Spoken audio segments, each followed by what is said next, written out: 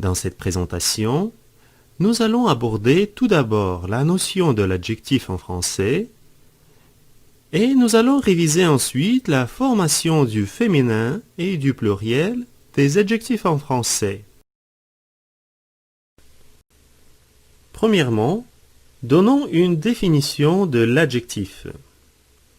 Alors, l'adjectif est un mot qui sert à qualifier un substantif ou un pronom. J'attire votre attention au fait que l'adjectif ne s'emploie qu'avec un substantif ou un pronom. D'après sa nature, l'adjectif ne possède pas de genre ou de nombre. Il reçoit le genre, masculin ou féminin, et le nombre, singulier ou pluriel, à partir du nom dont il dépend. De cette façon, nous accordons toujours l'adjectif avec un nom ou un pronom auquel il se rapporte. Par exemple, une grande maison, l'adjectif grand s'accorde avec le nom maison, qui est au singulier et du genre féminin. Ils sont grands. Dans cet exemple, l'adjectif grand se met au pluriel et au masculin, parce que le pronom « il » est au pluriel et du genre masculin.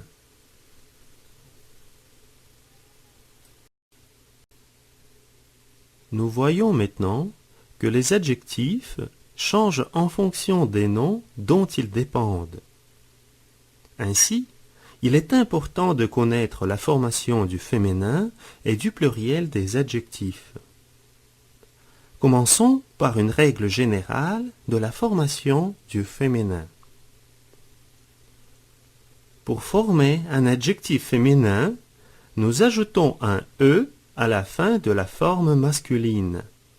Par exemple, vert, verte, grand, grande, aigu, aigu.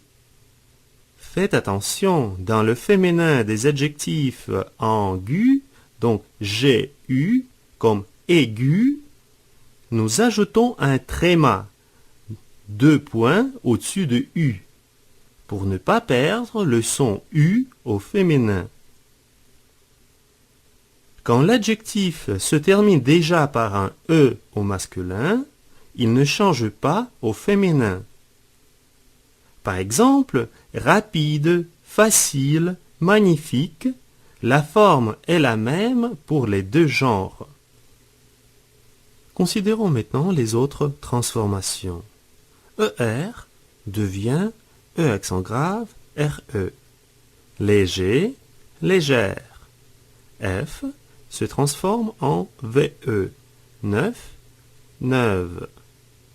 EUX change en euse, EUSE. Heureux, heureuse. Heure en euse.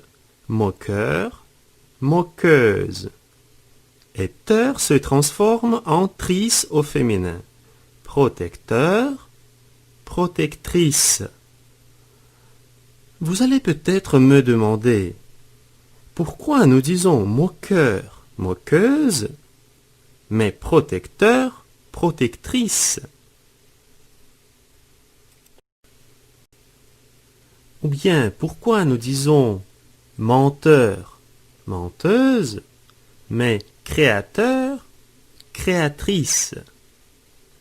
Vous allez me dire que dans les deux exemples, nous avons teur, menteur et créateur. Dans ce cas, nous allons appliquer la même règle qu'avec les substantifs. C'est-à-dire, dans le cas où nous avons teur à la fin de l'adjectif, il faut regarder si le T fait partie de la racine du mot. Si oui, alors la terminaison est heure et non pas teur.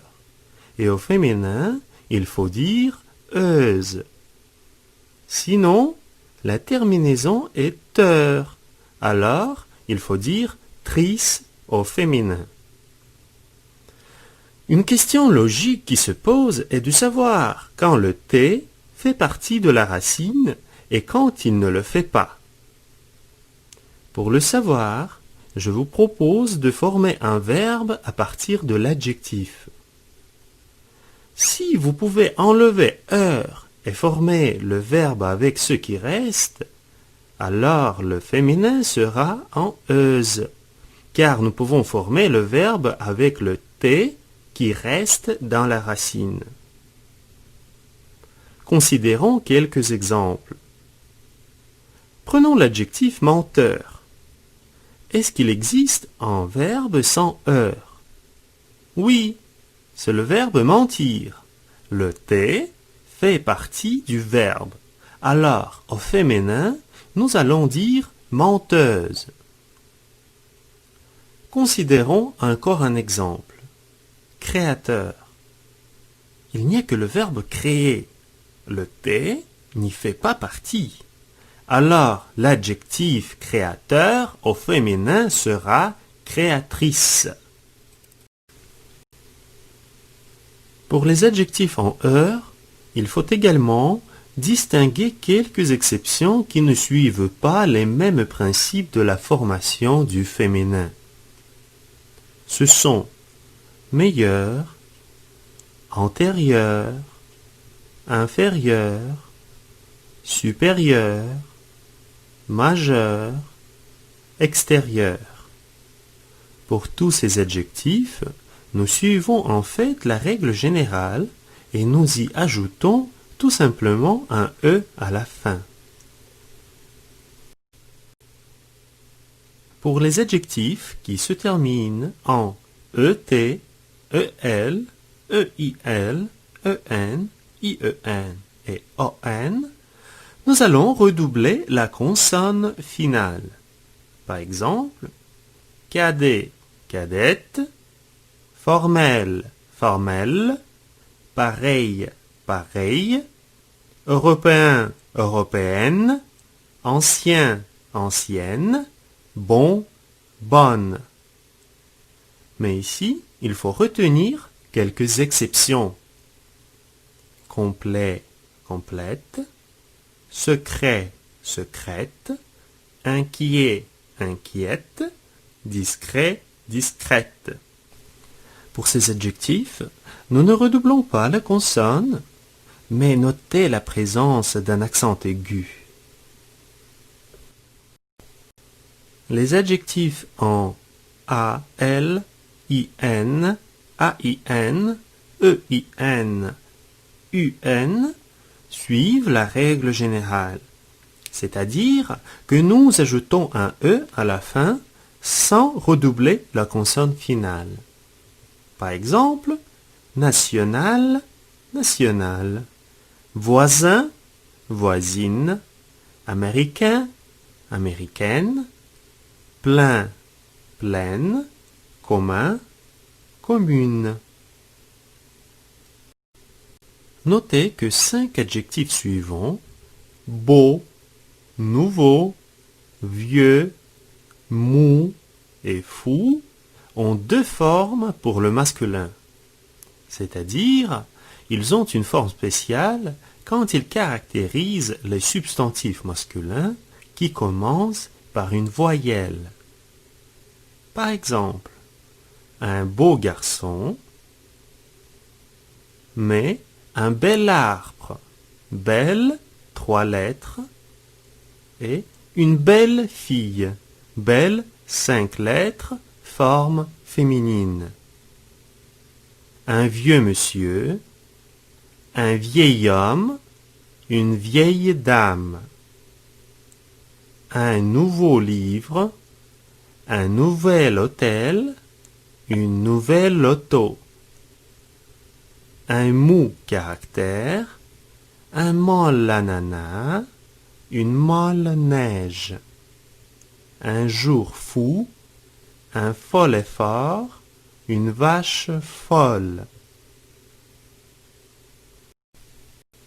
Évidemment, nous avons quelques cas irréguliers de formation du féminin des adjectifs.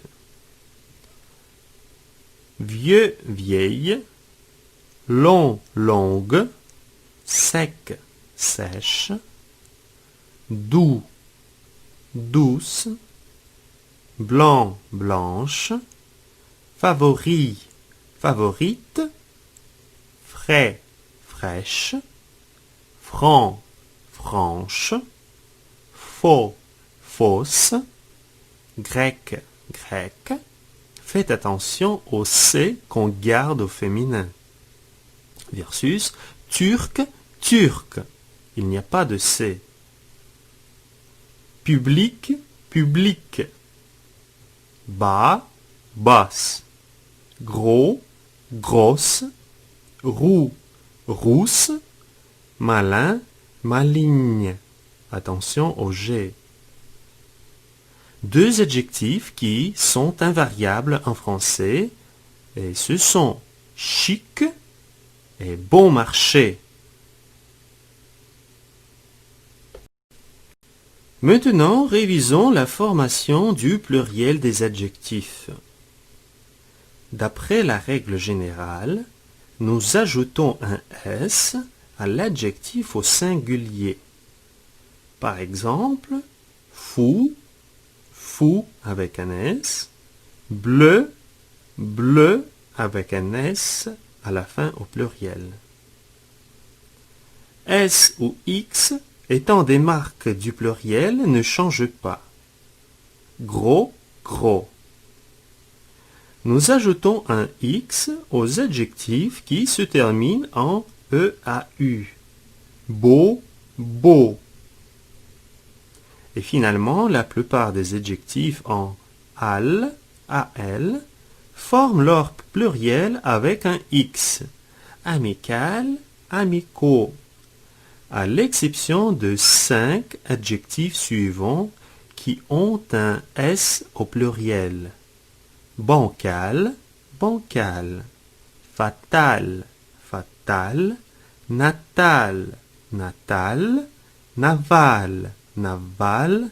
Et tonal, tonal.